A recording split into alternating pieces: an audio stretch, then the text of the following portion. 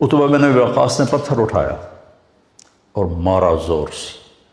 تو نظر یا تلواروں پر تھی یا تیروں پر تھی، پتھر کا کسی کو گمان نہیں تھا، تو وہ ان کے روکنے سے پہلے ہی ان کو چیر کے آپ کے لگا یہاں، تو آپ سیدھے ایسے نیچے گرے ایسے، اور آپ بے ہوش ہو گئے، اور صحابہ نے سمجھا کہ شاید آپ کا انتقال ہو گیا، تو آپ سارے رونے لگے۔ تھوڑی دیر کے بعد آپ کو ہوش آیا، آپ کے دانت ٹوٹ گئے۔ حبیب بھائی، لا ترفعوا اصواتكم فوق صوت النبي ولا تجهروا له بالقول كجهر بعضكم لبعض ان تحبط اعمالكم وانتم لا تشعرون، اونچی بولنے پر بھی تمہارے عمل ضائع کر دوں گا۔